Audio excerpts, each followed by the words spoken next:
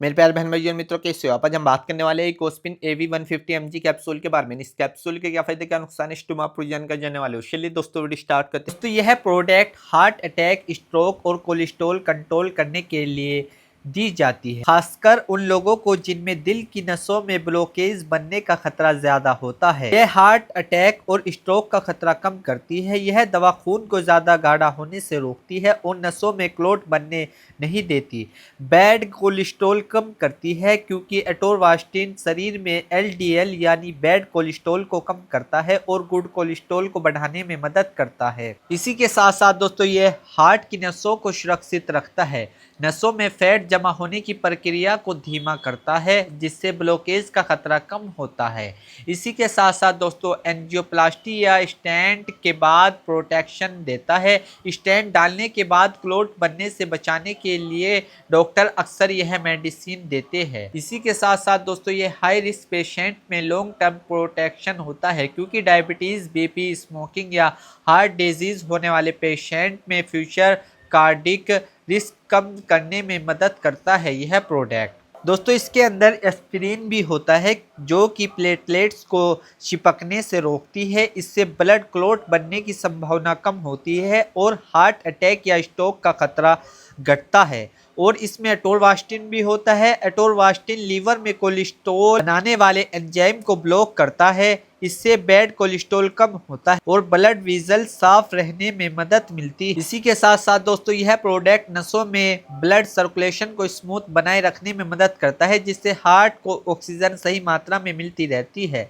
इसी के साथ साथ दोस्तों इस प्रोडक्ट को लेने से नसों में जमा कोलेस्ट्रॉल प्लेक्यू को स्टेबल रखने में मदद मिलती है जिससे अचानक ब्लॉकेज का खतरा कम हो सकता है।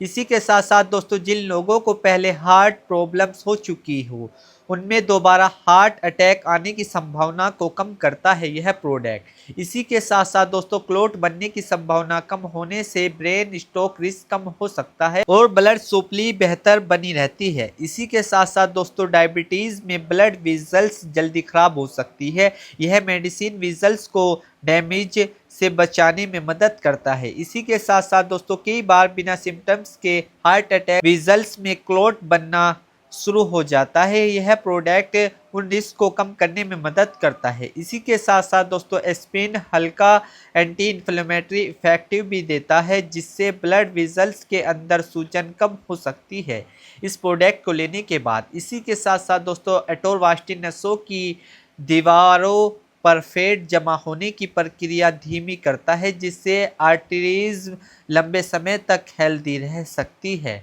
इस प्रोडक्ट को लेने के बाद। इसी के साथ साथ दोस्तों बाईपास सर्जरी या स्टेंट के बाद क्लॉट फॉर्मेशन रोकने के लिए यह काफ़ी उपयोगी मानी जाती है। रेगुलर यूज और लाइफस्टाइल कंट्रोल के साथ यह मेडिसिन लंबे समय तक हार्ट प्रोटेक्शन देने में मदद करता है। इसी के साथ साथ दोस्तों रात में शरीर ज़्यादा कोलेस्ट्रॉल बनाता है इसीलिए एटोरवास्टिन इस प्रोकेस को कंट्रोल करने में ज़्यादा इफेक्टिव रहता है। इसी के साथ साथ दोस्तों हेल्थी ब्लड वेसल्स हार्ट पर प्रेशर कम डालता है और बीपी कंट्रोल में भी इनडायरेक्ट मदद मिल सकती है। छोटे छोटे क्लॉट्स बनने से रोककर मेजर ब्लॉकेज का रिस्क कम करने में भी सहायक होता है यह प्रोडक्ट। तो अब हम जान लेते हैं इसकी सावधानियों के बारे में, यानी कि जब हम इस प्रोडक्ट को इस्तेमाल कर रहे हो तो हमें क्या क्या सावधानियां बरतनी चाहिए। दोस्तों यदि कोई व्यक्ति है जिसको स्मूथ अल्सर या ब्लीडिंग की हिस्ट्री हुई हो तो इसमें एस्पिरिन ब्लीडिंग का खतरा बढ़ा सकता है। या फिर दोस्तों अगर कोई लीवर डिजीज वाला पेशेंट है तो उसमें एटोरवास्टिन लीवर पर असर डाल सकता है। या फिर दोस्तों अगर कोई किडनी डिजीज व्यक्ति है तो उसमें किडनी पेशेंट में डॉक्टर की सलाह से ही इस प्रोडक्ट को लेना चाहिए। या फिर दोस्तों अस्थमा पेशेंट है, कुछ लोगों में एस्पिरिन से अस्थमा अटैक ट्राइगर हो सकता है। या फिर दोस्तों प्रेगनेंसी और ब्रेस्ट फीडिंग वाली कोई यदि महिला है में डॉक्टर की सलाह से ही इस प्रोडक्ट को लेना चाहिए। या फिर दोस्तों अल्कोहल वाले व्यक्ति को इसको बिल्कुल भी नहीं लेना चाहिए। या फिर दोस्तों ऑपरेशन या डेंटल प्रोसीजर से पहले डॉक्टर को जरूर बताएं क्योंकि ब्लीडिंग रिस्क बढ़ सकता है। या फिर दोस्तों अल्कोहल के साथ लेने पर लीवर डैमेज और स्मूथ ब्लीडिंग का खतरा बढ़ सकता है। दोस्तों अब हम जान लेते हैं इसके डोज के बारे में। डॉक्टर की सलाह के ही लेना चाहिए, फिर भी आमतौर पर आप इस दिन में एक बार दिया जाता है। ज्यादातर रात में खाना खाने के बाद लेने की सलाह देते हैं डॉक्टर। दोस्तों जब आप इस प्रोडक्ट को लो तो कैप्सूल को पूरी तरह निगले, क्रश या क्यों ना करें, याद आते ही न ले, रोज एक ही समय पर ले। इसका एक टाइम टेबल बनाए तब इस प्रोडक्ट को ले। अगर अगली डोज का समय पास हो तो पीसी डोज छोड़ दे। डबल डोज ना ले दोस्तों, या फिर ओवर डोज ना ले, क्योंकि अधिक मात्रा लेने पर ब्लीडिंग, उल्टी, चक्कर या पेट में गंभीर समस्या हो सकती है।